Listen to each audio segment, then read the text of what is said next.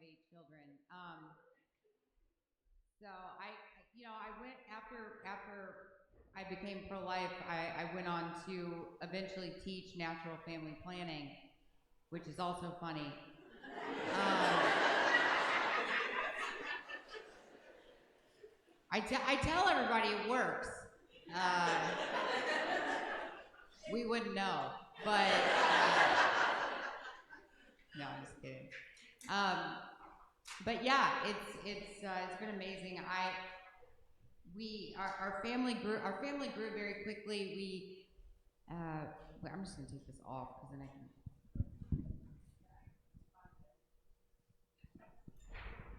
There we go. Our family grew very quickly.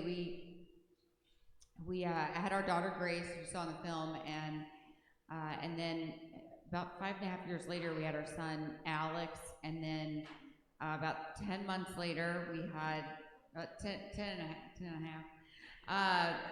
We'll say 11. Just to make it sound like we planned it. We had Luke, and then 13 months later, we had Carter, and then 6 months later, I found out about a baby that needed a home, and so it's crazy. We said, yeah, okay, we'll give the baby a home, and so we adopted a child through open adoption, and we have a very close relationship with his birth mother, and he's with us now. We've had him since birth. And then we said to the Lord, we will have one more baby, thank you. And he gave us twin girls. And funny enough, actually, this is a crazy story. Okay, so we wanted to go to Rome. We wanted to go to Rome during the canonization of Mother Teresa. So we did. So we took a pilgrimage, went over, and we were there for the canonization of Mother Teresa. And using NFP, we knew that was going to be a good time for us. So we were pretty confident in our success. And so while we were in Assisi, we went into a store there, and they had baptismal gowns. And so we bought one, and because we weren't very confident. And so we bought a baptismal gown. And so we were like, oh, won't this be beautiful? That our child that was created in Rome now has a baptismal gown from the same place. And so we go home, we find out we were indeed very successful. And we now had 2 babies. And so then a few weeks later, I'm like, oh my gosh, but we only have one baptismal gown, and we have 2 babies. So then it's kind of like, well, somebody gets one from Amazon, and somebody gets one from Assisi. So it's like, pick your favorite, I guess. And so Doug, my husband, had kind of just written something funny about it on his Facebook page. And just kind of, joking about like which one gets the Italian one, And so a woman that was there visiting her family was actually in Assisi at that time. And she said, send me a picture of it. I'm in Assisi right now. I know exactly what shop you're talking about. I will go in there and I will find the same one. And so she did, and she ended up shipping it to us, and so our twins had they had matching baptismal gowns. So that's it, there you go. That's it. That's the power of, social media and a good Catholic community. So, anyway, so we had twins, and then my husband thought we were done, and I didn't. And so we had another child. We got pregnant again, and it was twins again. And my doctor was like, this is probably what you're going to be doing from now on. twins every time. So great. And but we ended up losing his twin sister into the pregnancy, and so our little Fulton was born, and we have a little one in heaven too. So yeah, and then we're done, I think. But Catholic, so always open to life, right? So anyway, it's a real blessing, and my house is always very loud, and it smells weird. I think it's my kids, or my husband. I don't know, one of the two, and yeah, it's just so blessed. I was at mass. We went to during Christmas. We went to midnight mass because we hate ourselves, I guess, and with all the kids, and so we went to midnight mass, and I'm sitting there in the pew and sitting next to my husband. We've been married for over 19 years, and then I had all my kids, in the pew, and they were pretty much asleep by that time, thank the Lord. And I had two boys on the altar serving, and I was just sitting there just thinking of just how blessed I am. I don't know if you ever have those moments where you're just kind of looking at your life and just thinking, gosh, I don't really deserve this. I don't really deserve these blessings that I have in my life, but for some reason, God sees fit to rain down mercy on us and to give us what we don't deserve. And that's his character, that he is merciful and good and forgiving. And so I think, certainly, you see that in the film, but just the past 15 years of my life, that's kind of, I'm just continuing, to grow in that and continuing to be reminded by the Lord of his goodness, and reminded of how important humility is throughout this process. My kids remind me of that often. They make you humble, and just really a blessing. I think the question a lot of people have for me, I'm assuming most of you in here are Catholic, so the question a lot of people have is, okay, so how'd you get here into the Catholic Church? I haven't really written about that yet. Maybe one day I will. But it's funny. I was raised Baptist. I was raised very hardcore Southern Baptist, and when I was working at Planned Parenthood, I started looking for a church that would accept my beliefs as a Planned Parenthood employee, and I found one. And because they exist, those churches exist, and one of those churches is the Episcopalian Church, and they're like Catholic, but without morals. So,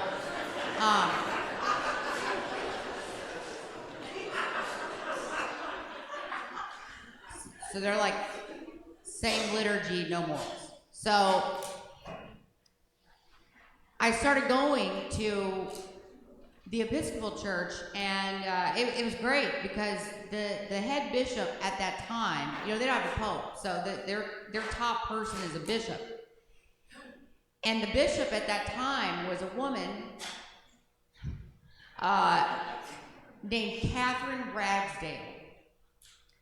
Catherine Ragsdale at that time was the head of the Episcopal Church, but also the head of the National Abortion Federation. So the head of the Episcopal Church was also the head of the National Abortion Federation. So I thought, this is my place, right? This is absolutely where I belong. And as I started going to the church, I realized that all these people, they kept, introducing themselves. I recognized their names because they were donors to Planned Parenthood.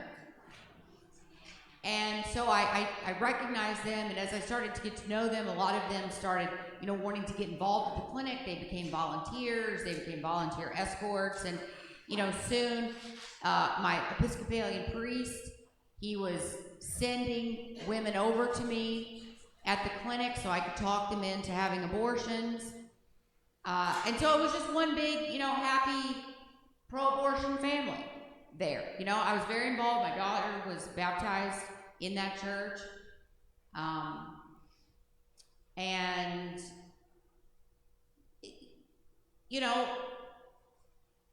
they read the Bible and they interpret it their way, right? Life doesn't begin until first breath, according to them,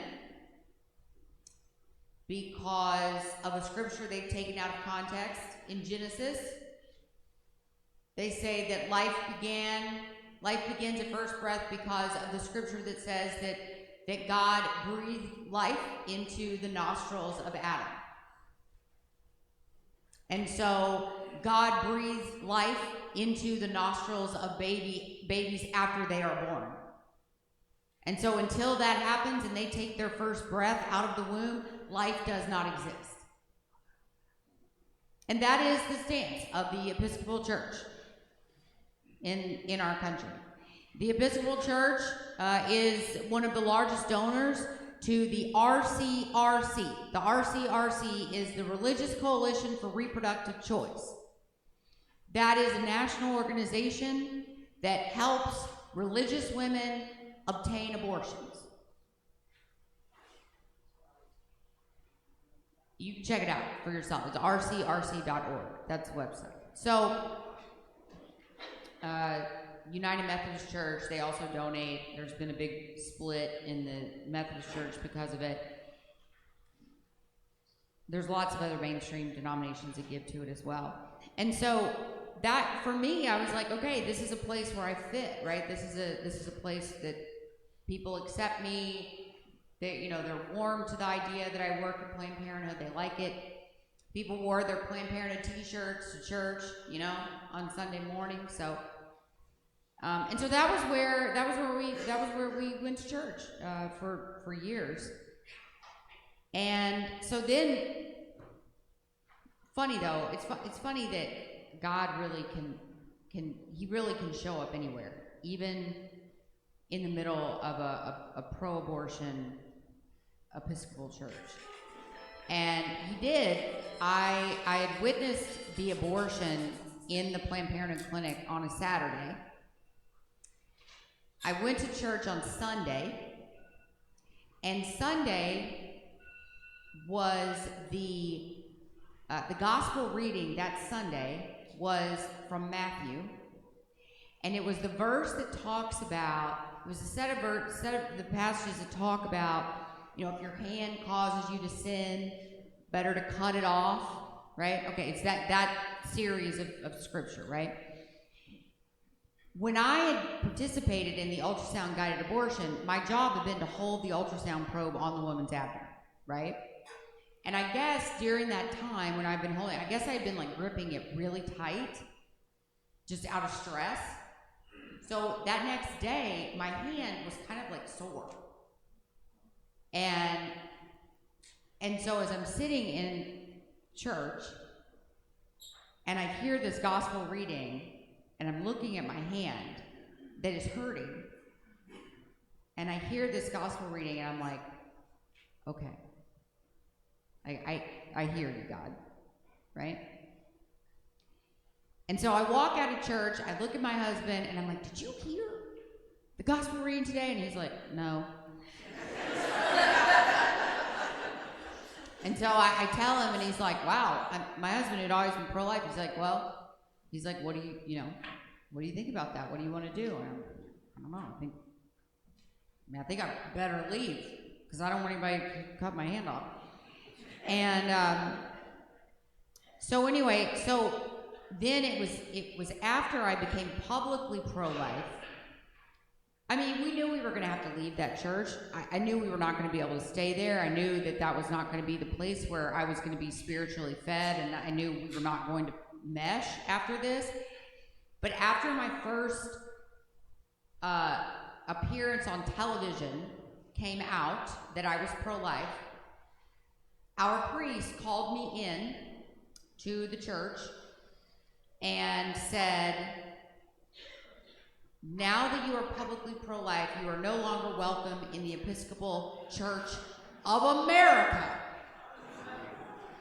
Not just here, but everywhere. Like nobody wants you. You're out, which was fine. Because I knew I wasn't going to go there, but I had kind of wanted to fire them. But anyway, they fired me first, so it was fine. So we started going. We started, going around to different churches, and we knew that we wanted to find. My husband grew up Lutheran, so he really appreciated a more liturgical service, and I had really grown to love it too. So we were kind of looking for churches that practice the liturgy and were also pro-life, and there's not very many of those, actually. There's the Missouri Synod Lutheran. There's Anglicans. There's Roman Catholics. And then, there's like Orthodox and some other groups like that. And I didn't know anything about Orthodoxy, so I didn't even know that was an option. I'm not even sure there was an Orthodox church where we lived. There was not an Anglican church where we lived.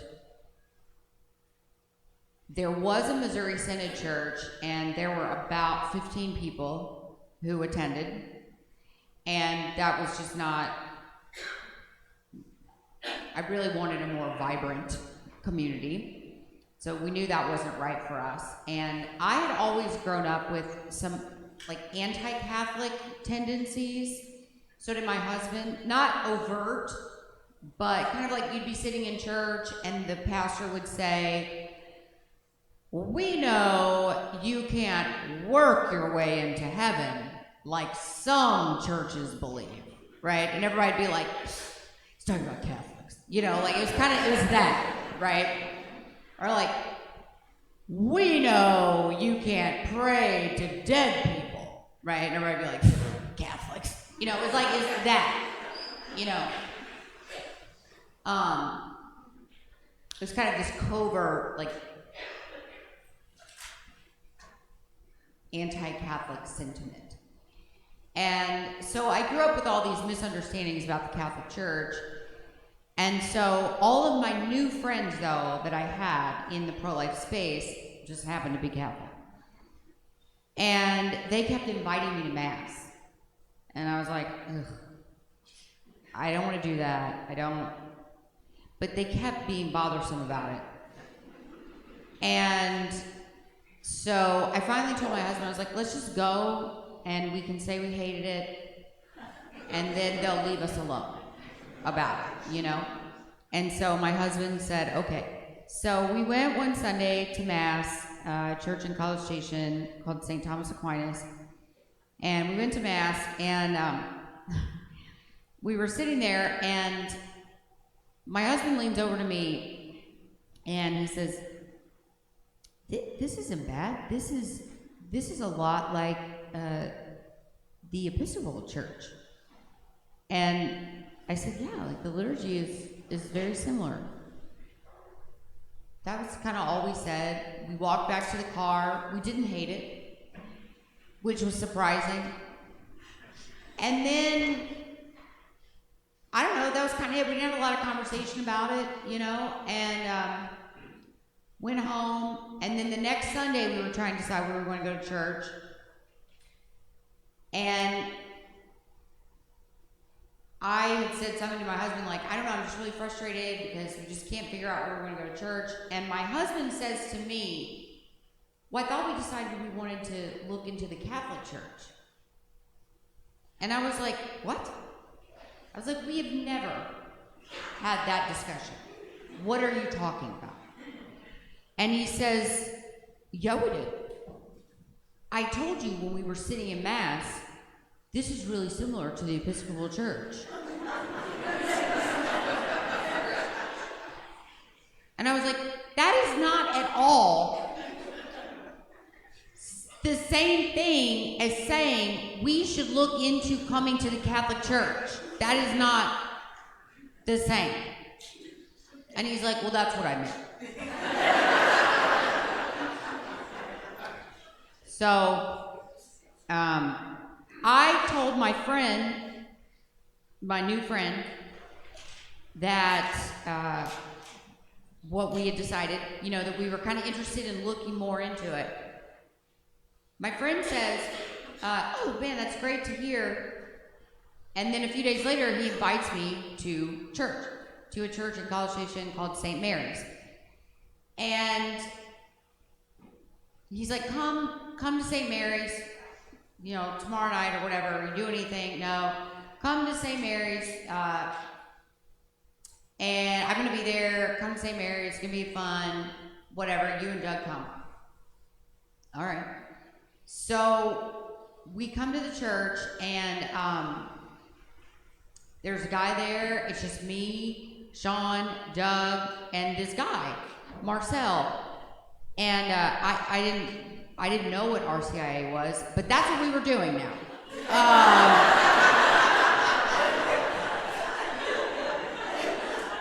So we were all of a sudden in RCIA,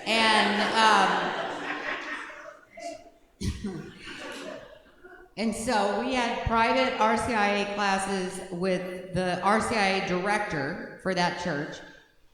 And I have to tell you, I was one that was really kind of like kicking and screaming. I was not into it. Doug was very into it. Doug read Theology of the Body and Humanae Vitae and was like, I'm in. He was like, I'm in. I believe this is true, and I think if they're right about this, then they're right about everything. That was literally what he told me. He said, I think if they're right about these things, then they're right about everything, and I'm in. I want to be Catholic. And I was like, oh my gosh. I am not going to be one of those Catholic women that has a whole bunch of kids.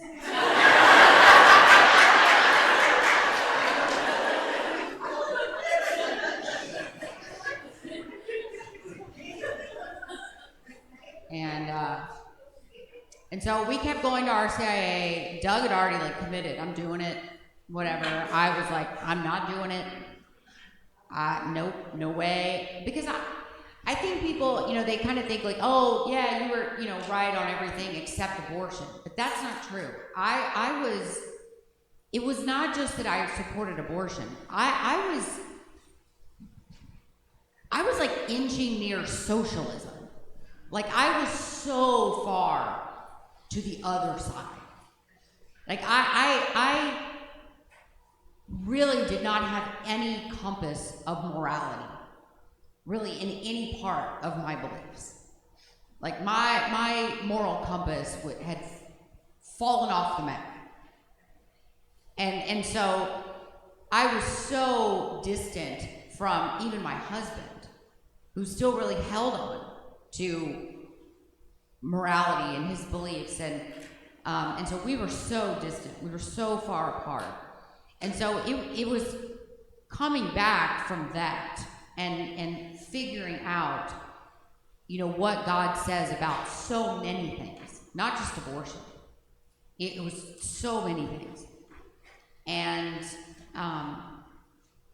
so anyway, one day I had been, and Marcel Lejeune was our RCIA teacher. And Marcel had a really feisty personality, which was exactly what I needed. Because I needed somebody who was willing to argue back with me. And he was that person. And so a lot of times our RCIA meetings were just like yelling matches. And that's what I needed. I needed somebody who was willing to come up against me. And one day I was just really mad. We'd left RCIA and I just was like, that guy is an idiot and whatever. And Doug looked at me and said, listen, I don't know what you're going to do, but I am coming into the church. And I'm coming in with or without you. So I need you to get serious about this. Never in our marriage at that time had Doug ever put his foot down like that with me, ever. And I was kind of like, okay. And then I thought, that was kind of hot. So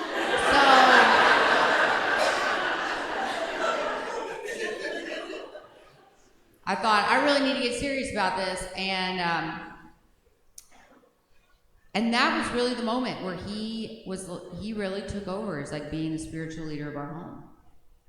And that was the moment that I realized I have to stop emasculating my husband. And I have to let him lead our family. And the dynamic in our marriage completely changed. And I started, he was reading like Christopher West books and like Matthew Kelly, and I was reading the Summa. And I read the Catechism from, front to back. And eventually, the more I read, the more I realized this is true. And I had this longing then to experience the fullness of truth that we have in the church. And so we came in together. We had our marriage convalidated. I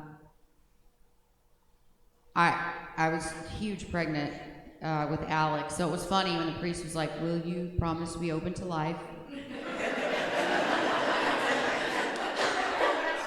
We'll do our best. And then that was during the day. And then that evening, Easter Vigil, we came into the church in 2012. We did it together. And now the rest of our babies have all been baptized Catholic. But I tell people, our marriage was saved because of the Catholic Church and because of the intentional sacrament of marriage in the church.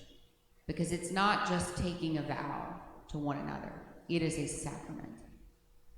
And that matters. That makes a difference. It's not something you can just walk away from. It's not something that you can say, well, if it doesn't work out, I'll leave. It's a holy union. And I tell people all the time, I don't think our marriage would have lasted if it hadn't have been for the teachings of the church. And so, we've gone through hard times. We've gone through hard times before I left Planned Parenthood. We've gone through hard times, after I left Planned Parenthood. Probably the hardest time was actually right after I left and figuring out how to be married and me letting him be the husband that God wanted him to be. That was probably the hardest part of our marriage. Then another hard part came just about 3 years ago when I was gone a lot. I was speaking, and can you do that? I was speaking a lot and gone, and he was home with all these kids. Thank you so much. He was home with all these kids, and I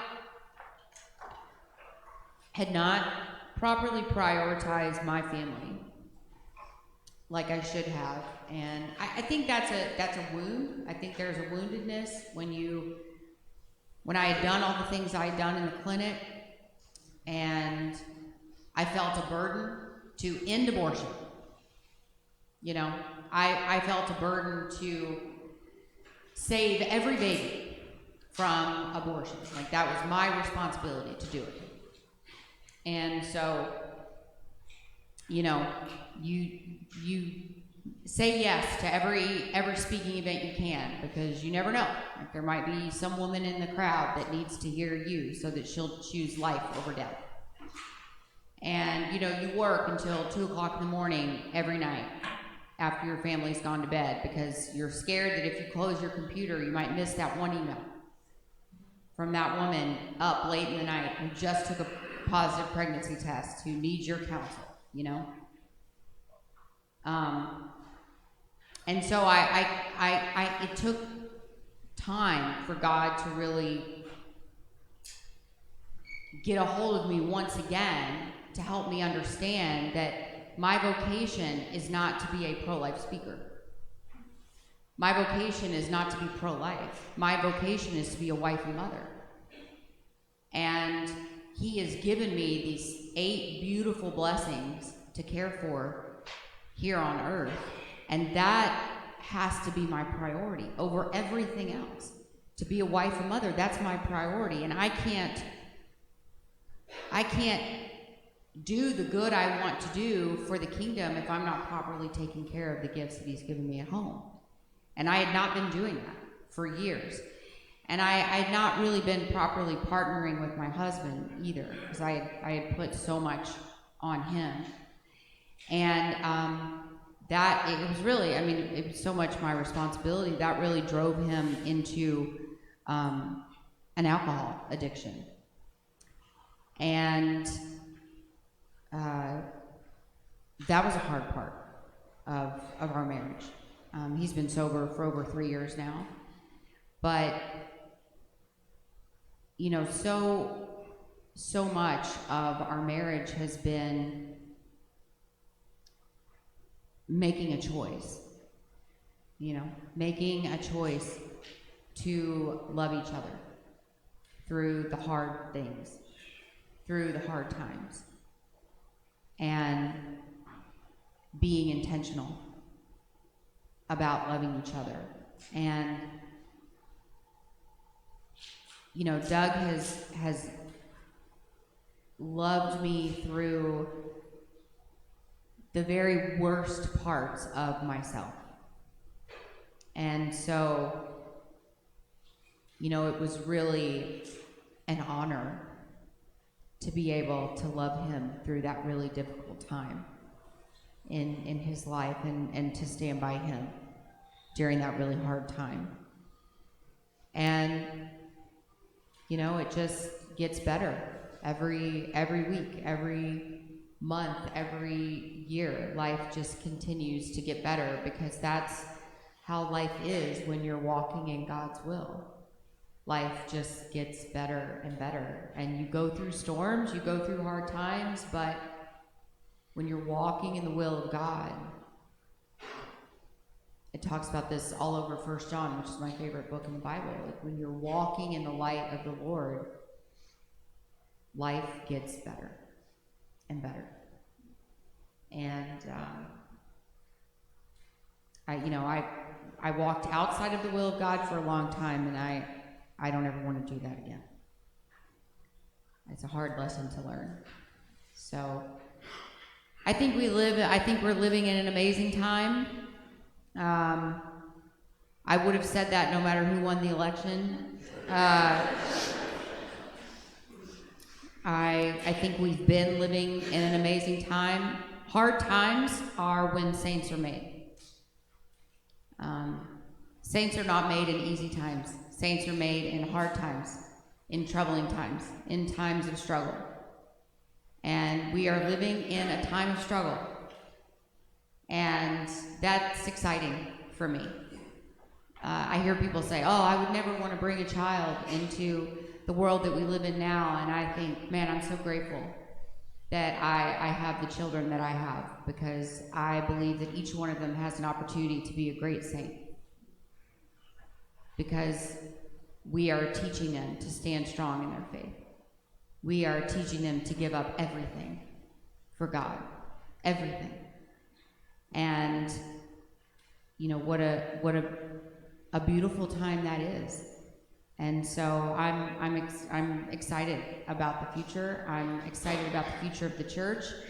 My daughter is a senior in high school. She just turned 18, and I look at our youth. I look at my daughter and her friends, her whole high school. She goes to G.K. Chesterton High School. And I look at every single student in her high school, and I think that's the future of the church. These holy, amazing, faithful, young Catholics. And that makes me so happy. The future is exciting. And I'm excited to be a part of it. So I want to give you lots of time to ask questions. You've just seen the film, so you kind of know my story. So I want to give you time to ask questions and to answer anything that's burning in your mind right now. Okay, if you're going to ask a question, please line up in the center aisle here. I just asked two things. Please do not come forward to make a statement. Okay? And please be concise in your questions. So if your question is going to take 3 minutes to ask, stay in your pew. So if you can form a line, if anyone's like to make a question, form a line in the center aisle, and we'll ask questions as long as we can.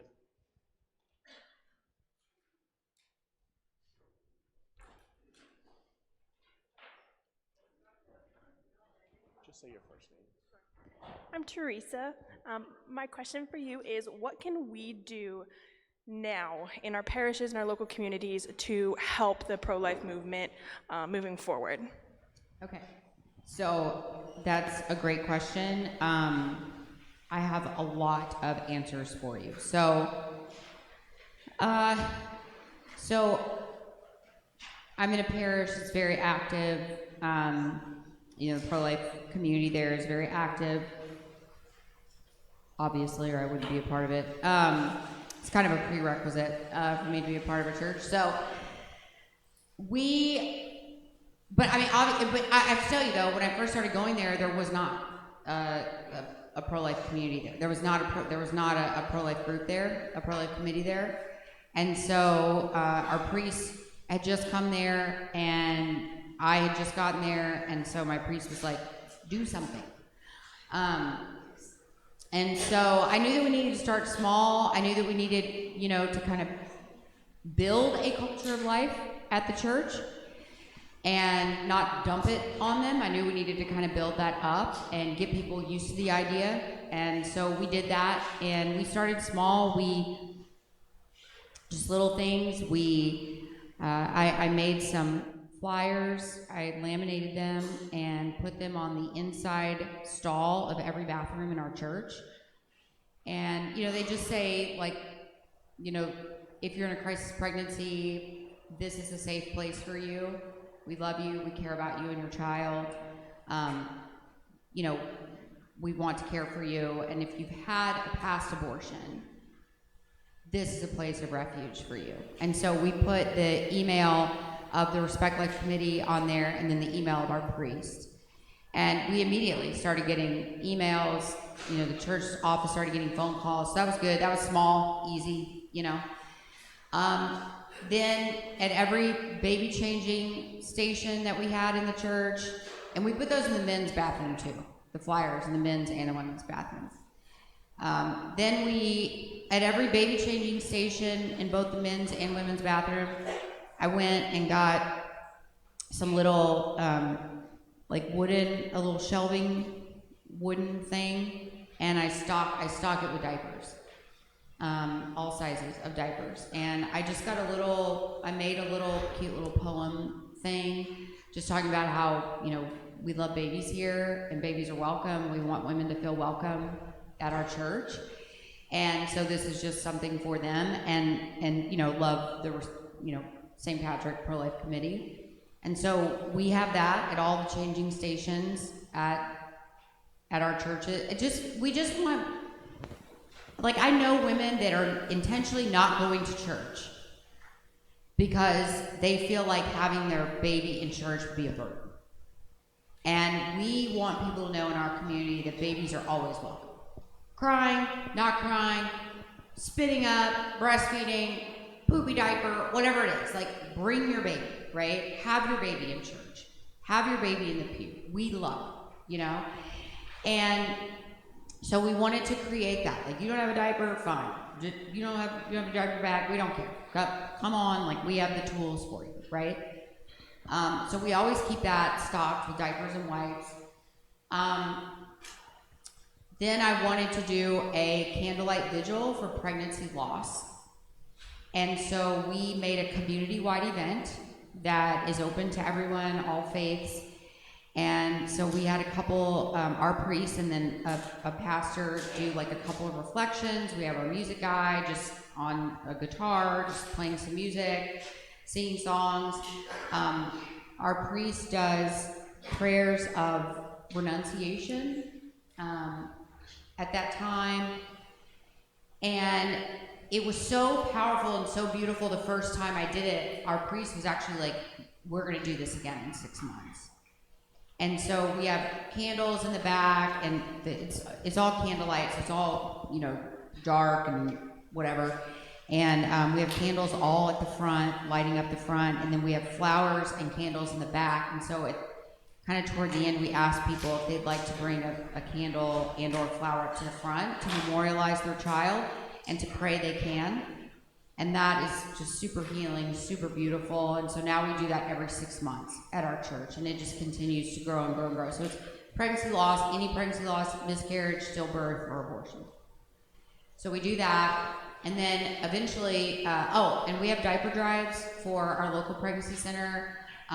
We do it every quarter or every 6 months, depending on what's going on, which is always super successful. And then I wanted to actually open a baby boutique at our church, because we have pregnancy centers everywhere, and we want to have that local face-to-face care, but also if a woman comes to the church or if a woman calls and the pregnancy center is not open or they're booked or something like that, we wanted women to be able to receive care right then, like right when they call, right when they come in the door. And especially because we have a ban on abortion in Texas, we don't ever want people to be able to say, like, well, the church isn't helping, the church isn't doing, no, we are. We're doing everything we can. And so we have like a little baby boutique. One of our angel trees that we have every year at the church, we have one for St. Vincent de Paul, and then we have one for our baby boutique. And so we put little ornaments on there. People bring, diapers and clothes and whatever to stock our baby boutique. And then we also, I created a little logo for our pro-life committee and put that on bags, like canvas bags. And so every time a mom has a baby in our church, I create a layette bag for them, and we deliver that bag to them with about $200 worth of gift cards in there that are also donated from the registry, from the angel tree. So we bring them like DoorDash gift cards or Amazon gift cards or whatever to help them through that time. We used to do like a meal train, but like everybody gets tired of 65 casseroles, so and with like food allergies and all that kind of stuff, we were like, we're just gonna give them gift cards, and so we do that too. So we have a very active Respect Life committee now, because we've just introduced it like a little bit at a time, and people want to get involved, and so now we've helped other parishes now grow based on what we've done. And I have to tell you, our church is so It's like booming. We have so many kids at our parish. This is like almost unbelievable, but it's true. For every one, we have 2,000 families at our church. We are in a temporary space. We do not have a permanent building. We're in like a parish activity center that was built temporarily because we're about to build a big, traditional, beautiful church. There are 4 children registered in our church for every 1 adult. Like, it's insane, the amount of children we have in our church. But I think because of our profound respect for life, and because we outwardly show that at every opportunity, it draws families to our church. And people know that they can come to our church and their babies can act a mess in the pew, and nobody's going to turn around and give them a dirty look. Everybody feels welcome at our parish. We have part of the Respect Life Committee. Another thing we did was we instituted a sensory-friendly mass. So our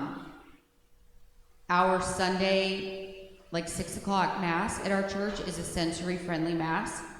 So we don't do incense, we don't do bells, we have the lights dimmed. Our priest gives a more literal version of the sermon, so there's no like metaphors or anything like that. He gives a shorter, like more literal version of his homily. The music is quieter. It's like, I think it's more like Donovan just does it like on the acoustic guitar. So, like I said, no incense or anything like that. It's just very sensory friendly, very chill, very calm, you know, and it's been beautiful. We have ASL interpreters there, and that is just really picked up and really awesome. And it's really cool just to walk into, because there's like all these kids there with like little headphones on, and you know, and parents there with their kids like in wheelchairs, and it's just, God, it's such a beautiful thing to behold, you know, that really like all are welcome here, and it just gives you a really, like, this is what it is to be Catholic, right? That we welcome everyone, that we want everyone here to receive Jesus Christ and to behold Jesus Christ, you know? And so that was part of our Respect Life ministry as well, that we wanted to open it to do things, special things like that. And so that's become part of our weekly mass. So, anyways, thank you. Hi, I'm Carla. I wanted to ask if you got to meet the actress who played like your role, and if she showed your story exactly how you would have wanted it to be shown. That's a great question. I do know Ashley. I have, you know, I got to know her pretty well during the filming and everything like that. Come to find out, she actually found out while we were filming the story, that while we were filming the movie, that she and her mother do not have a very close relationship. And she called her mom to tell her that she was doing this film, and her mother broke down in tears during on their phone call, and her mother confessed to her that when she was pregnant with her, she had actually been on the table to have an abortion with her, and changed her mind at the very last minute. Her father had pawned a shotgun to pay for her abortion. And at the very last minute, she changed her mind, got off the table, said, I'm not gonna do this, we're gonna have a baby, and that was Ashley. But she didn't know that story until she called her mom to tell her, I'm playing this part in this pro-life film, and her mom told her that. So it's kind of crazy, like how God worked things together and revealed that at that time, and it certainly made the role even more personal for her. We're not really in contact now, but she's gone on to do some other like Christian roles, Christian films. I think she did a good job. I think, all of the abortion scenes are accurate. I was on set for all of the abortion scenes. So there's like 5 abortion scenes in the film. Of course, the opening scene with the ultrasound guided abortion, the scene of my chemical abortion, the scene where the young girl has a perforated uterus, the scene of my surgical abortion, and then the scene where I go into the POC room with my boss. Those 5 scenes I was on set to watch those being recreated, because I wanted to make sure that those 5 scenes were 100% accurate. Because I was like, we don't get those scenes right, then there's really no reason to do the film. All the other stuff in the film, I was like, I don't really care about. Like all the relationship stuff and whatever. They had to squeeze 12 years of my life into an hour and a half. So they had to take some liberties with like timeline and things like that, and that was fine. But I think she did a really good job. I think the fact that she learned that story about her life really helped her get into the character, and I think she did a good job. I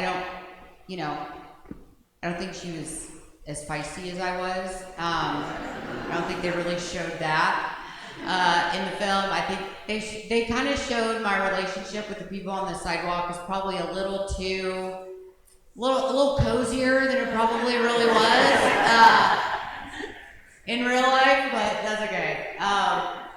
So yeah, and the only other thing I would say that was like absolutely not accurate was, but I understood why they did it, was right after I saw the ultrasound guided abortion, I did not like drop the ultrasound and run into the bathroom and start crying, and that is not what happened.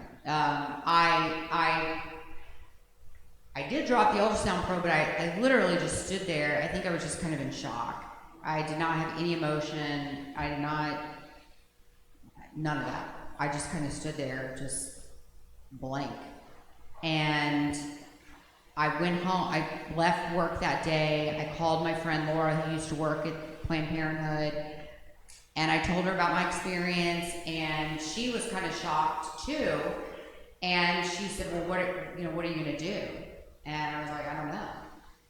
And then I went home and told Doug, "I need to tell you something that happened at work today." And he was like, "I really don't want to hear it." And I was like, "I don't care. Like, I need to talk to you about it." And so I told him about it, and he said the same thing. He was like, "Well, now that you've seen the truth, what are you gonna do?" And I was like, "I don't know." And then we had that experience at church the next day, and so then I knew I need to leave. But it wasn't this. I wasn't like, "Oh my gosh," like, what did I just see?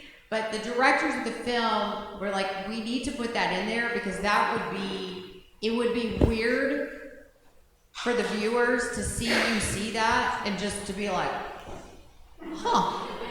Like the expectation would be that I would be very upset after seeing that, but it took time, for the Lord to really develop that in me. And so they wanted to kind of give the viewers what the expected response would be, not what the actual response was, like what would make sense to you guys.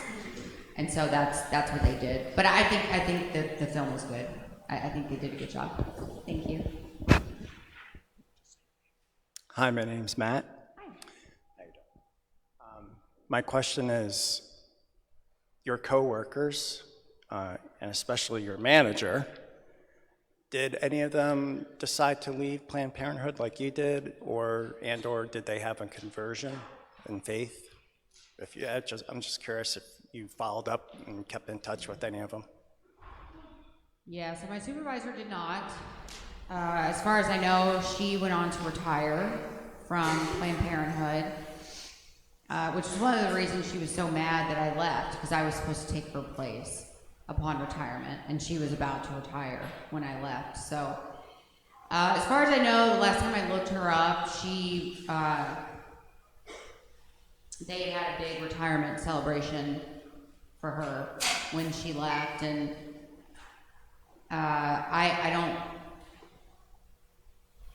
look her up that often, but the last time I looked her up, she's in a homosexual relationship. She was still with her partner, who also worked at the clinic with me,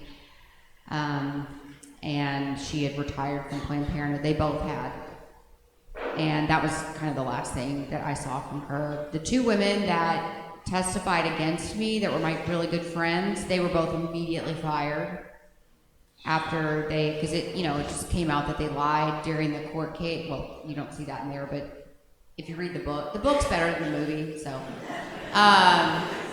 it has a lot more detail in it. But it came out in the court case they had lied and all this kind of stuff, and so immediately after we left court, they were both fired. And I had hoped that I would hear from both of them after that, but I never did. I did like stalk one of them, the nurse, a little bit, and she moved back to Florida. She was from Florida. She moved back to Florida and was working as a nurse practitioner at a hospital there in Florida. So I don't think she ever like went to work in the abortion industry again. She got married, so I did see that. And the other one, I cannot find her anywhere. I can't find her on social media. I can't find her anywhere. So I don't know. I have had 2 coworkers reach out to me, people that worked with me in that clinic. I have had 2 coworkers reach out to me, 2 women that I hired that worked with me. One of them actually came through our ministry, and then there were none, which was really beautiful for me. That was very redemptive for me to be able to kind of walk with her after, being the person that brought her in, then being able to, journey with her on her healing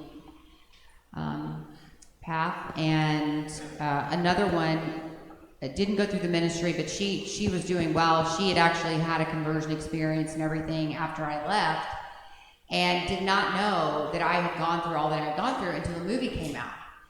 And she was in church, and the church was advertising for the film. And she was like, "Oh man, this is crazy. Like somebody left Planned Parenthood. I used to work at Planned Parenthood." And then she was like, "Oh, somebody named Abby Johnson. I used to work with somebody named Abby Johnson." And then she was like, "Oh my gosh, like it's my boss. Like it's that, And so then she went to go see the film, and then she reached out to me, and we had a good conversation. But she was in a good place. Like she had, had found the Lord and everything after I had left, and so it was a good conversation. I have had other women in that affiliate reach out to me since then and have said, you were right about everything. I'm so glad you wrote the book. I'm so glad, all this kind of stuff. I've had probably about 4 from the affiliate reach out to me, women I knew, but no, I haven't heard from those 2 that testified against me or my boss.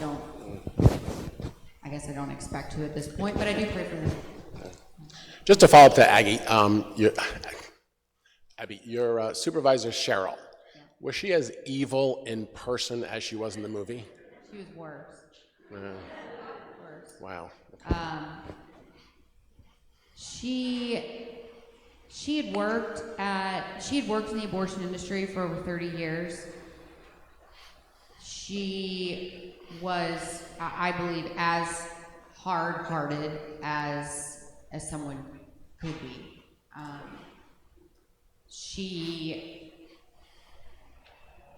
my gosh. She was, she used to, she worked in the POC room all the time. She was the one that did it all the time, and she would pick up the parts of babies and play with them, and she would pick up an arm and wave it, and she'd be like, "Bye," when you were walking out of the room or something. definitely, I mean, I'm not an exorcist or anything, but I definitely believe there was like a demonic spirit over her, you know, within her or something. She was worse. I mean, it wasn't just the attitude that she had that was bad. It was really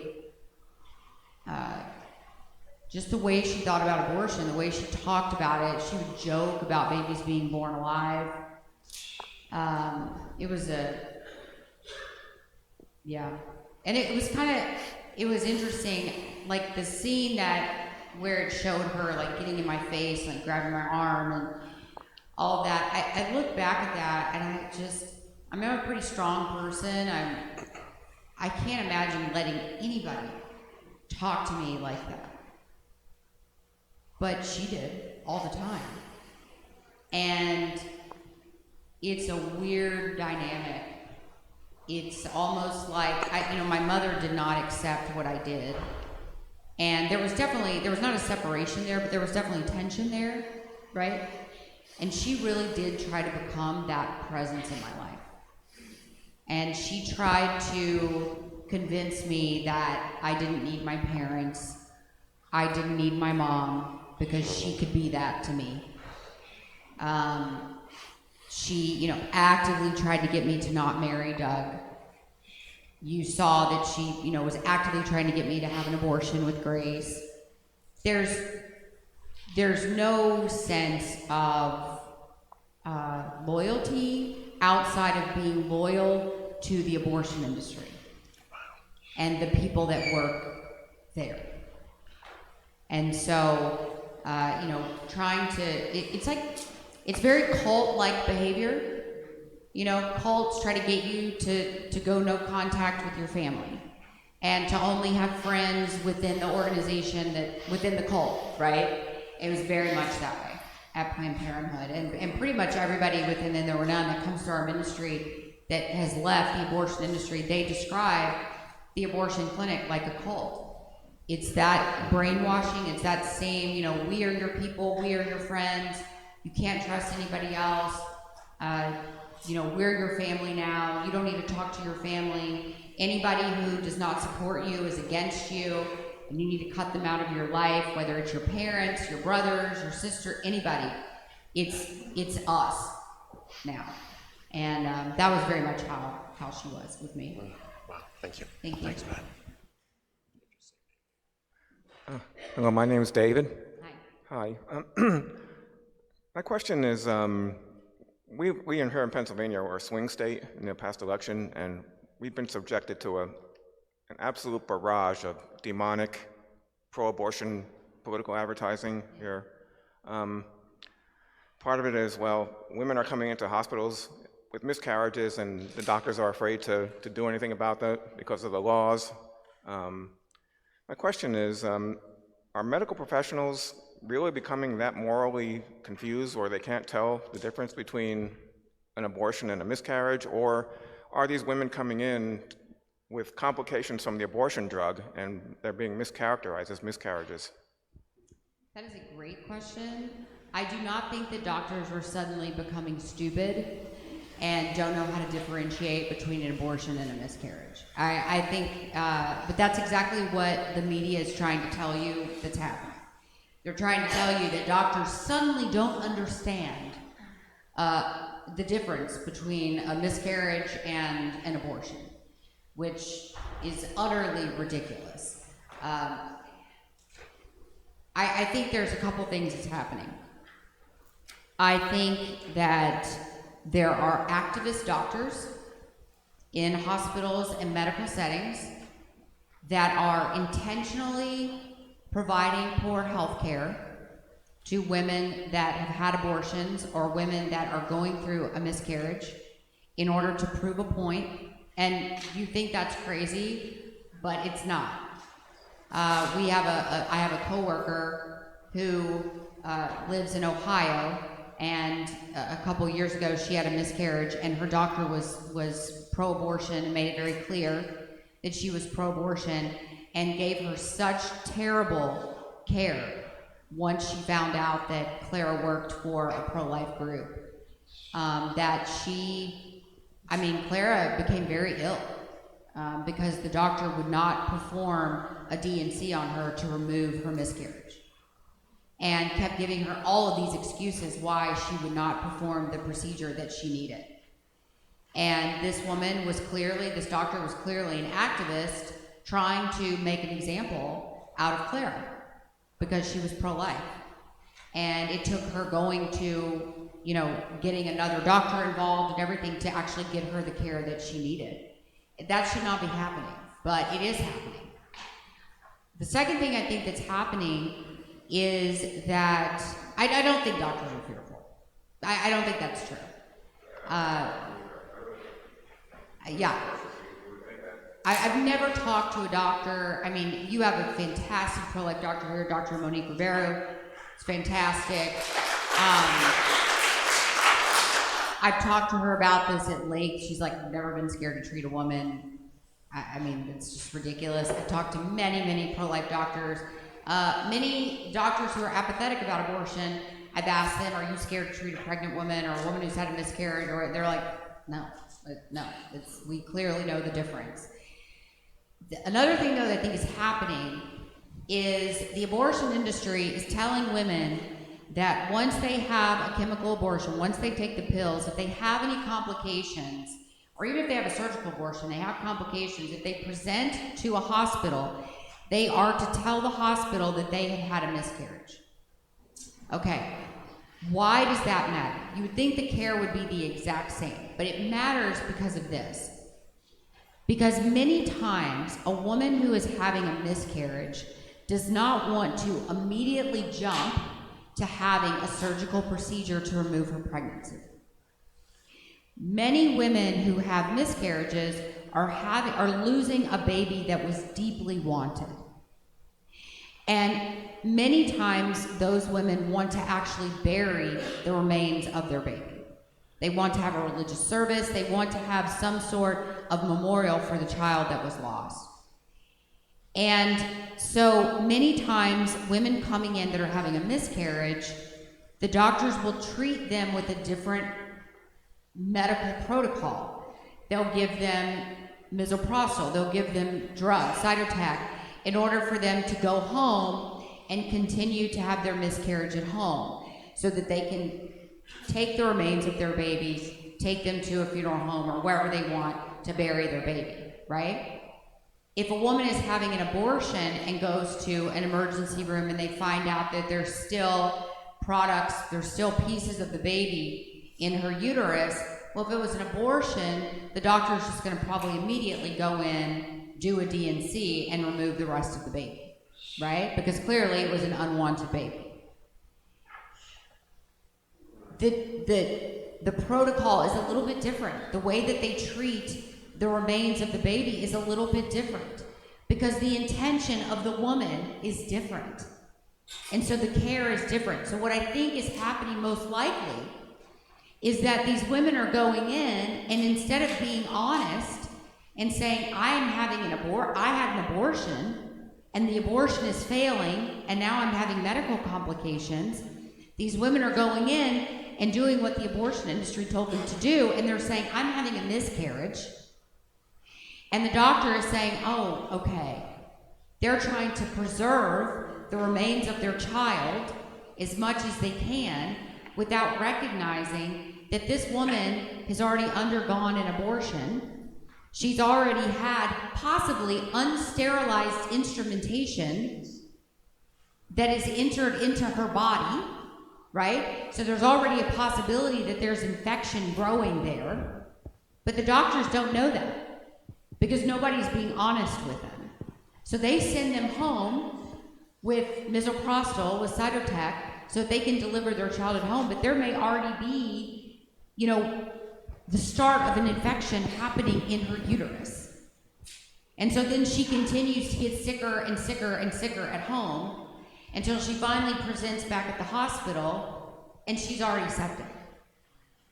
And then it's too late, she has to have her uterus removed, she's 20 years old, having to have a hysterectomy, or like that case in Georgia where she's young, they get her back to the surgery to remove her uterus because she's so septic and she dies on the table.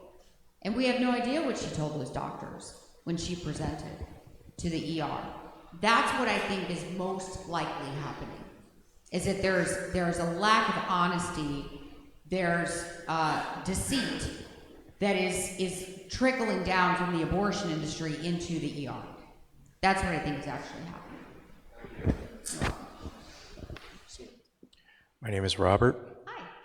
Abby, I can't thank you enough for being here, your witness, your decision, your testimony, your example, ad infinitum, and to St. Ephraim's Parish for all of the above. This is, I just want to capture tonight. So my question is, because of all the, well, because every time I see this film, it impacts me more. Because I want everybody else in my world to see this film, and because we're in this divided nation and civil war in families, I'll be less than 3 minutes, it's one sentence. You're already at 2.5. Thank you. And because I can't possibly take enough notes, and because, this is the last because your talk after the movie was even more powerful to me than the movie, might there be on YouTube,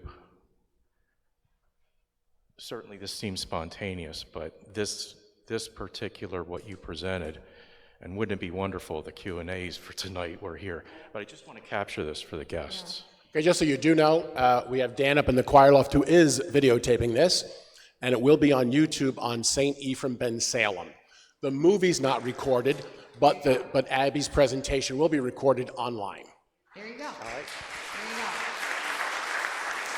And I will say that Unplanned is available to stream on Amazon, and the last time I checked, it was also on Tubi. If you register for Tubi, Tubi's free, so you can watch Tubi for free. And the only reason I know it's on Tubi is because my kids opened the app, and my movie popped up on the screen, and I was like, "That's weird." Tubi was like advertising for Unplanned right there on the front, which of course my daughters were like, "We want to watch the movie," so we did, and it was kind of awkward, but they've seen it. So, I would say, that being said, if you have kids, if you have grandkids, please don't shelter them from the reality of abortion. Because, I know there were people that were like, "Oh, I don't want, my kid to watch it. They're only 13 or 14. Listen, we did abortions on kids that were 10 years old. We want to do everything we can to shelter our children from what's going on out there, and I know, and we do the best we can with that, but look, the enemy is coming for our kids, and we need to prepare them with truth as much as we can. And I believe allowing them to see the reality of abortion is the best way that we can equip them to stand against this evil. And so my 7-year-olds have seen this movie, and they're fine. They're not traumatized, they're fine. And they know the truth, and if anybody asks them about abortion, they will look them right in the face and say, abortion is wrong. Because they've seen it, and they know it's wrong. And another reason they know it's wrong is because they can look at an ultrasound and say, that's a baby. And so teach your kids, teach your grandkids that life in the womb is just as valuable as life outside of the womb. And we can do that through ultrasound technology, through all the medical technology we have today, and by showing them what abortion actually is. And we have those tools today that we didn't have 20, 30 years ago. And so we need to utilize them to the best of our ability. Amen. Hi, Abby. Also want to say hi to Marie Joseph. She was my instructor at the seminary years ago. One,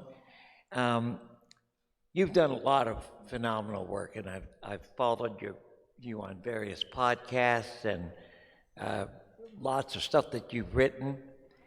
There was a moment a few years ago when an associate of yours was on the Drew Mariani show and referenced a phone conversation you had with Norma McCorvey. And then I read something you wrote about that conversation. Could you tell us a little bit more about it? Yeah. So Norma McCorvey was, if you don't know, she was identified as Jane Roe of Roe v. Wade. And Norma, she died a few years ago, and she was a very burdened woman. She lived her whole adult life feeling the weight of every aborted child on her back, because she felt like Roe v. Wade, it bore her name, right? She was Jane Roe in that court case, and it bore her name, and she felt like she was responsible for the deaths of all of those children. And that led to a life of substance abuse. This is all very public, so I'm not speaking out of turn, but that led to a life of substance abuse and just very deep depression and shame. And she came into the Catholic Church and years ago, but I'm friends with a priest who was often her confessor, and I would be on the phone with him sometimes, and he would get a phone call from Norma, and he would always say, I'll call you back, it's Norma. And he would call me back, and I would, ask how she was, and one time he said, I don't ever want you to think I'm choosing her over you or anything like that, because he would click over even if we were like in an intense conversation or something, right? He would always click over to answer to her, and I was never offended by it or anything. I got it, but he said, I don't ever want you to feel like I'm picking her over you or anything like that. He said, I never know if when Norma calls me, if she's calling because she's attempting to take her life. And so he said, I feel the burden of always answering her call. And so she was just a very kind soul, but just very deeply troubled. And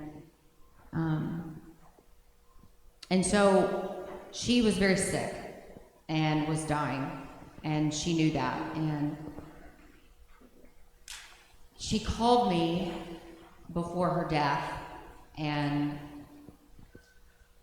asked me about what I thought her judgment would be like. And it was a very difficult conversation. I had said to her many times, Norma, if it had not been you, they would have found someone else. She was a pawn that they used. She had never even had an abortion, but they made it seem as if she had. She had placed a child for adoption. She had never chosen abortion, but they used her in a game. And so I tried to make that case to her that if it had not been her, it would have been someone else. And but that's just not when you feel that sort of weight, when you feel that sort of burden, there's just not a lot you can say to someone to ease that. And so she did ask, you know, what did I think judgment would be like for her? And, you know, I remembered a graphic that I saw one time, and it was a graphic that, it was a beautiful picture. It was an old, you could tell it was like an older painting. And it was a painting of St. Paul entering the gates of heaven. And underneath it, it said, this is a painting of St. Paul entering the gates of heaven, being cheered on by those he martyred.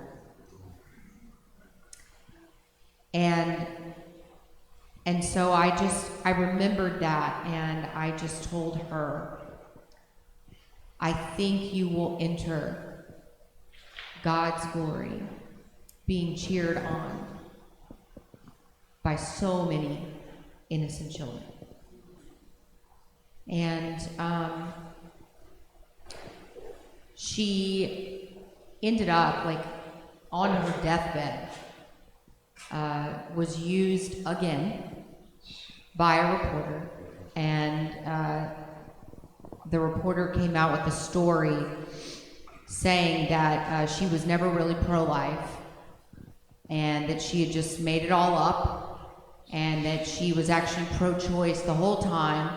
You know, that for 50 years she had done this pro-life work, she was actually pro-choice the whole time, and she had just faked it, and which was absolutely ridiculous, because many of us knew her and knew her heart, and it was just another attempt to use this poor woman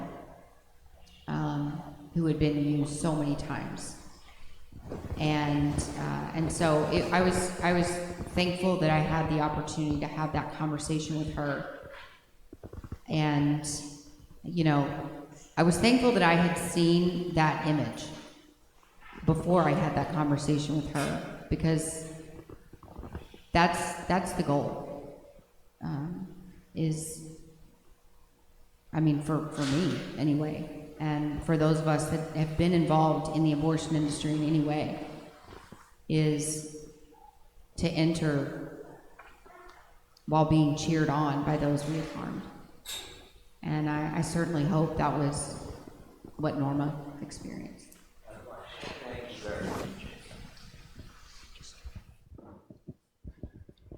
I'm Ed Haskell, and I'm the pro-life leader of our church, and I must say that God does have a sense of humor in making me the pro-life leader of our church. I will say, as a pro-life leader, I am great at fundraising. Most people from the first 15, 20 rows know that. But what I'm not that great at is getting people to come down and pray at Planned Parenthood. And our parish does pray down there every Friday.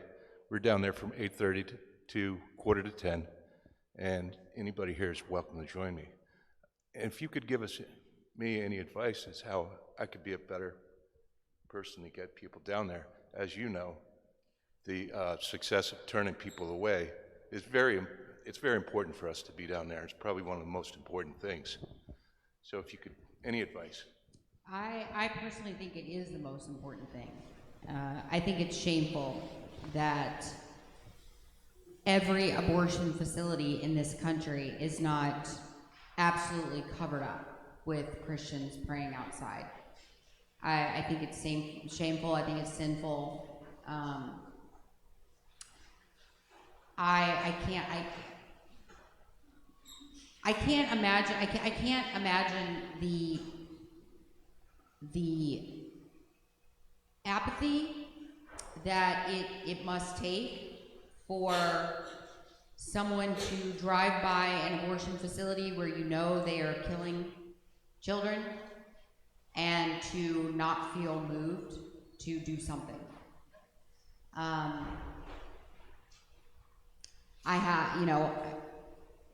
I don't know. I drive by clinics all the time, and you know, when I'm in other towns and whatever, and people will drive me by them and say, you know, this is our local abortion clinic, and there's just nobody out there. There's nobody standing out there, and I just think that is so insane to me. I say this all the time. Every time there's an abortion clinic open, and there's nobody standing outside praying, being a witness out in front of that clinic, there should just be a big sign. The abortion clinic should just put a big sign out in front of it that says, this abortion clinic is open with permission of the Christian church. I can't imagine that anywhere in this country, a facility could open up where they would advertise, you know, this is a business where we kill toddlers. And people would not be doing everything humanly possible to stop mothers from entering those doors with their children. People would do, they would create like a human gate in order to not allow people to enter those doors with their children.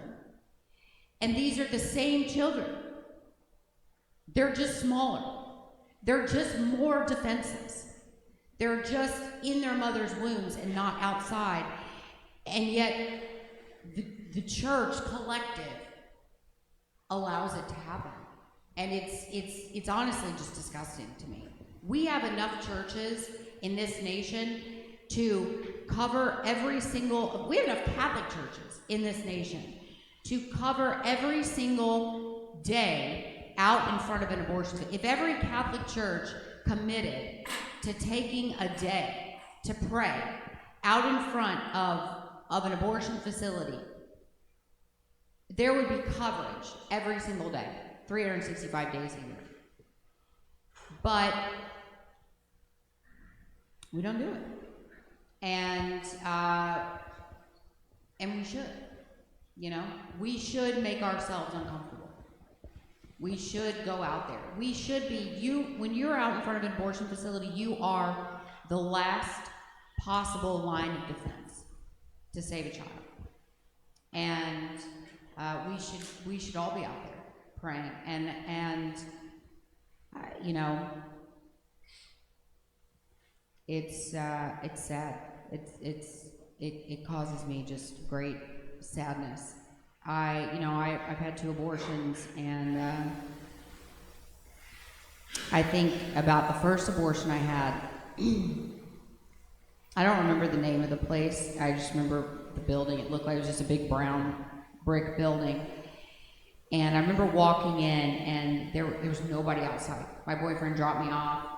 I was alone, and he dropped me off. And I think all the time, what if somebody had been out there?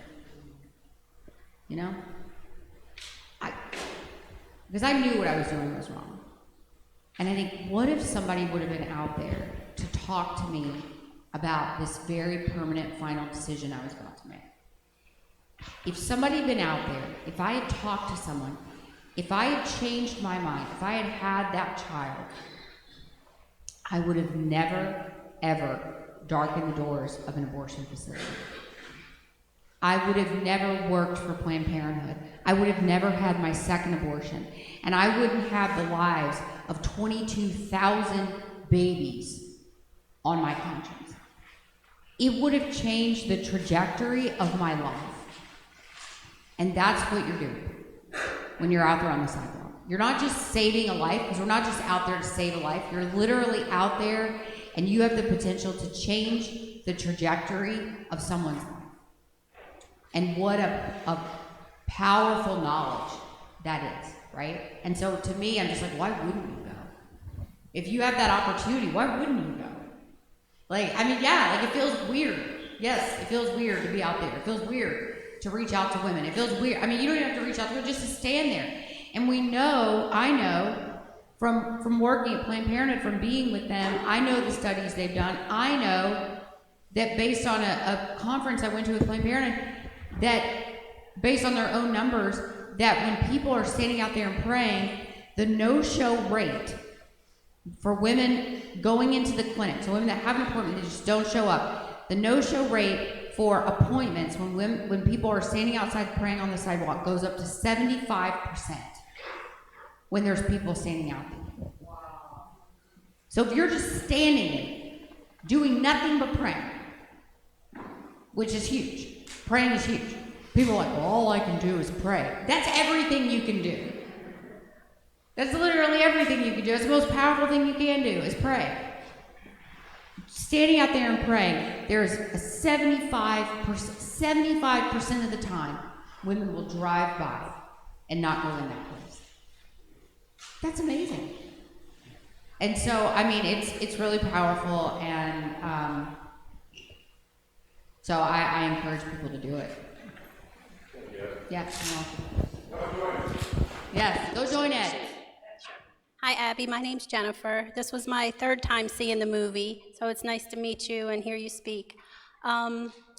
I have 3 things to say. I'm going to be super quick. For the previous guy's question, I would say a church-sponsored bus trip and maybe some coolers with snacks in it might get people to go. And then it made me laugh when you said about your church has 4 kids for every 1 adult, because that's your household, too. Oh, God, that's true. And then my question is, watching the movie, your turning point seemed to be when you were called into the procedure room. What if that never happened? Were you still leaning towards pro-life anyway?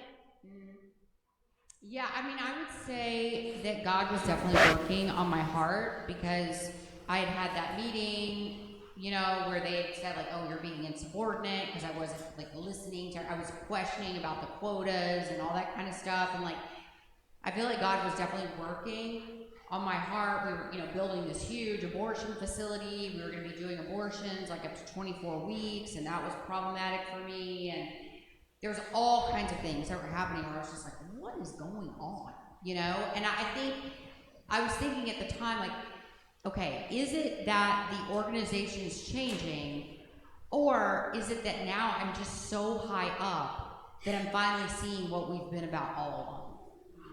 And I realized now that it was the latter. That was it. And, you know, I was on all these, like, you know, I was doing stuff with National Abortion Federation. I was working with Warren Buffett's foundation, because he was, you know, at the time, it was anonymous until I came out and told everybody it was him.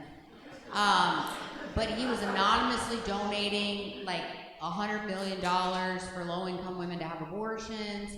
I was working with his foundation, helping to get that money. I mean, like, I was doing all of this stuff, and they were moving me higher and higher and higher up. And so I think as I got higher up, I could see a better view of what was going on. I can't say for sure, but I do think that something was happening within me. I think that the ultrasound guided abortion, like, that was the catalyst. But I think, and it was all so random, like, the doctor was visiting, I did not know the doctor did not know me, yet he asked for me specifically by name that day to go into that room and help. I'm not like a doctor, I'm not a medical doctor, I had no reason to be in that room, but he asked for me. Like, it was all so, like, God ordained.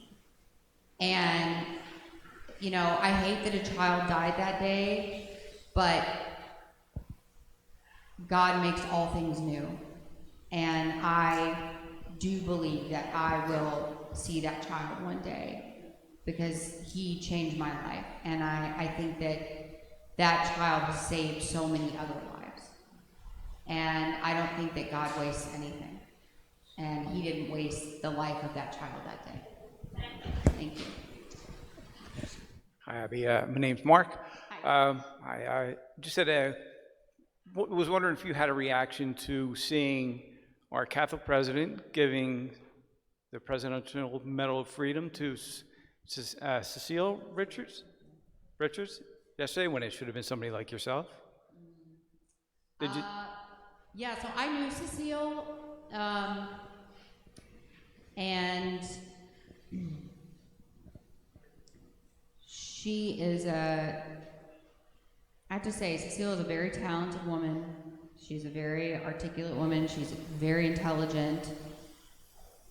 I would love to see her talents used for the will of God. And I pray for her all the time. She was recently diagnosed with a very aggressive brain cancer. And I'm constantly praying for her conversion before her death. You know, when I saw that she had received the Presidential Medal of Freedom, it's not surprising to me at all. I mean, Planned Parenthood has honored, Margaret Sanger, a woman who believed in eugenics for years. And New York lit up buildings, pink and blue when they voted to kill late-term babies, it's not surprising for me. I think the thing that's sad for me is that when you award people, and this was me too, it makes me sad because this was me, this was my life.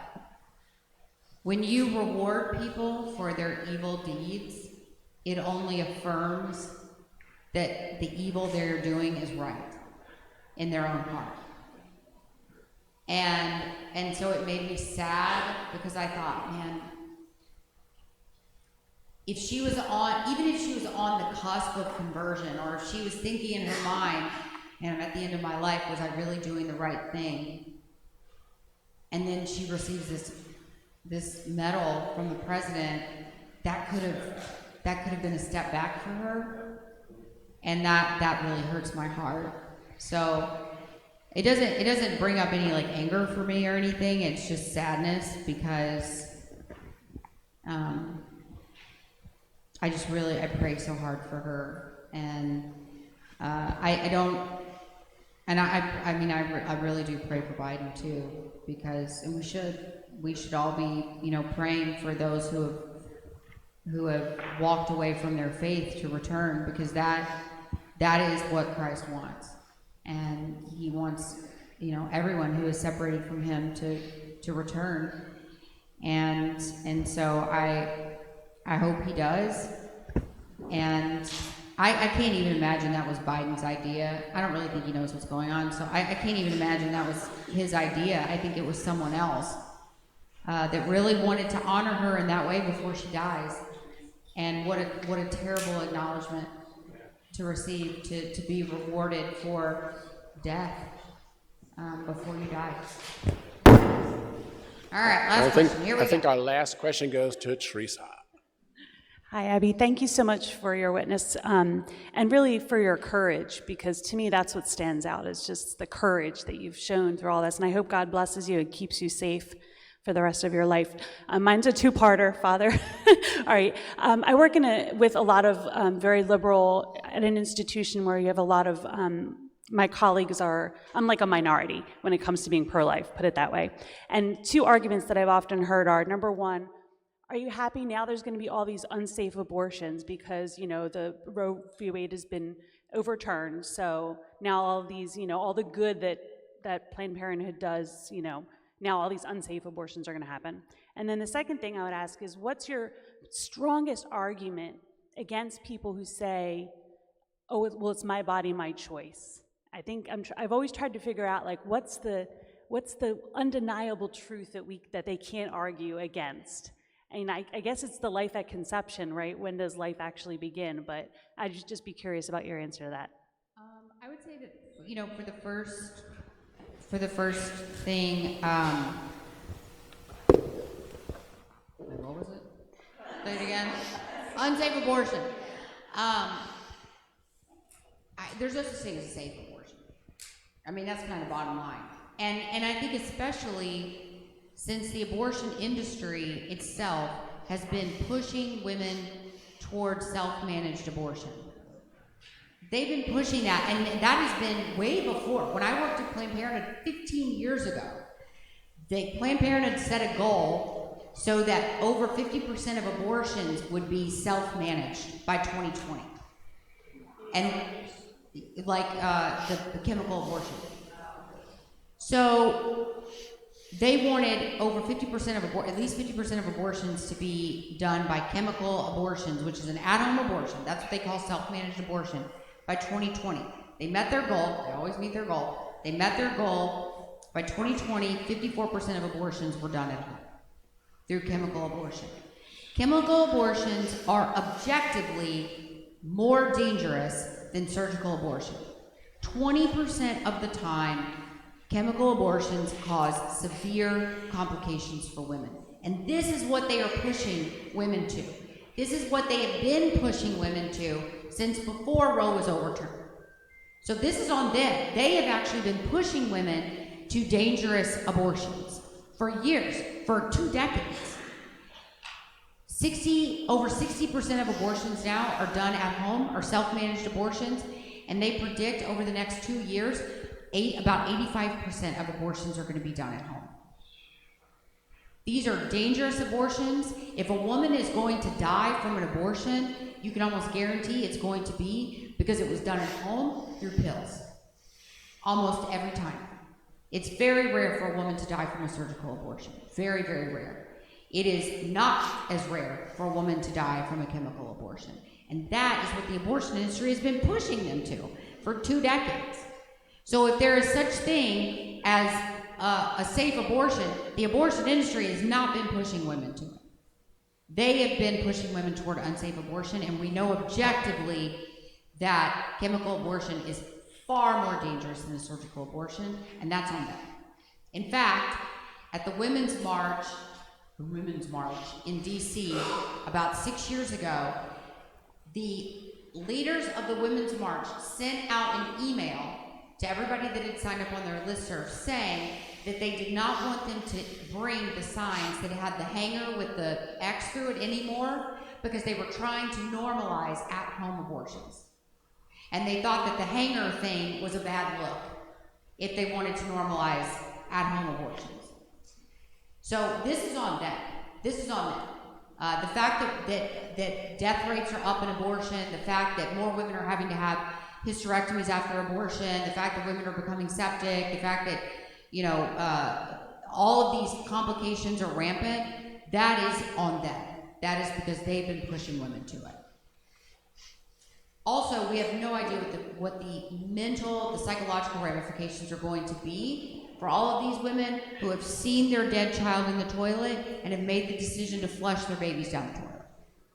We have no idea what the emotional ramifications are going to be. I do think that we're going to see a significant spike in depression, anxiety, eating disorders, suicidal ideation, and suicides in women.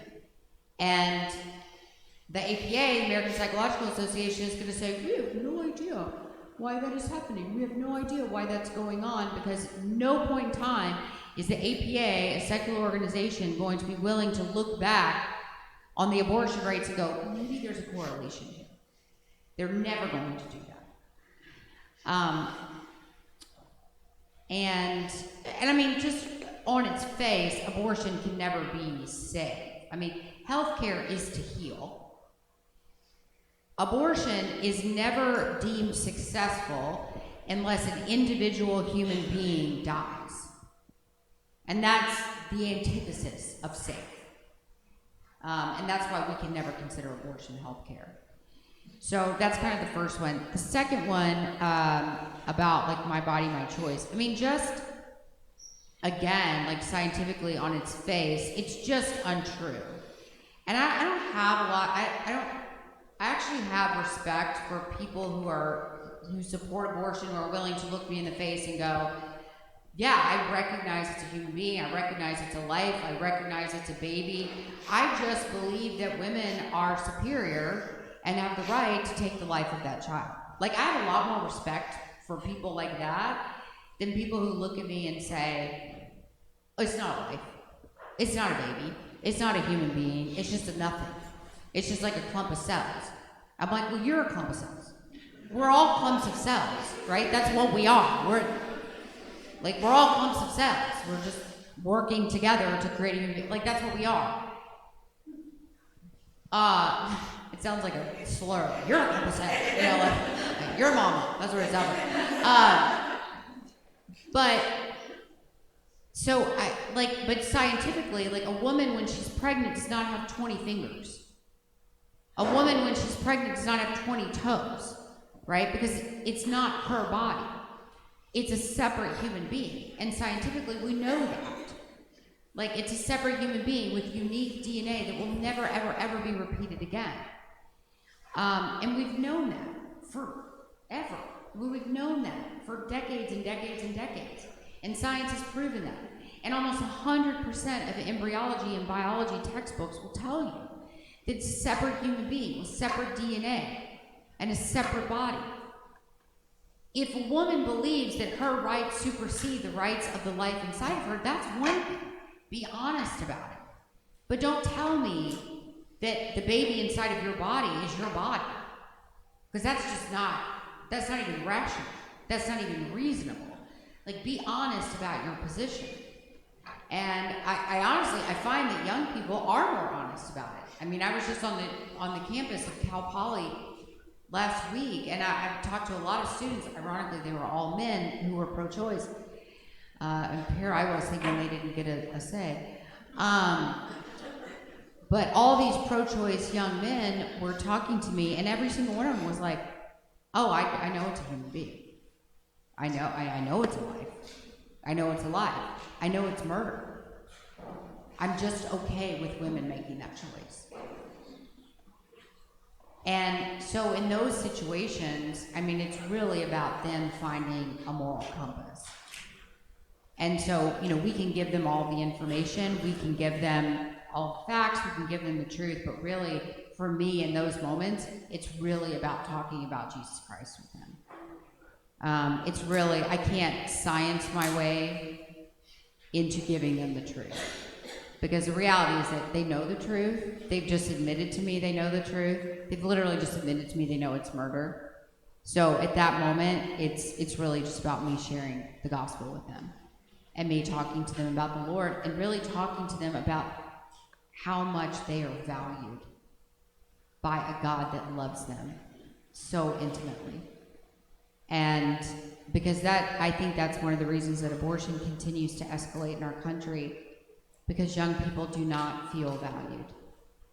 They do not understand their value. They do not understand their worth. That's why I go on university campuses all over the place, and all these kids I talk to, they've got cutting marks all over their arms and their legs, and and I just think, of course they're not going to protect the life inside of them, because they're not even really willing to protect their own life. And that's heartbreaking and sad, but we are a people of joy, and we are the people that needs to show them how much they are loved by their Creator. And that is what I believe can change our culture truly, from a culture of death into a culture of life. Thank you. Thank you all so much. Thank you for having me. If I could ask Father Mike to please come forward to give us a final blessing. And again, Abby, thank you so much for an extraordinary evening here at St. Ephraim's.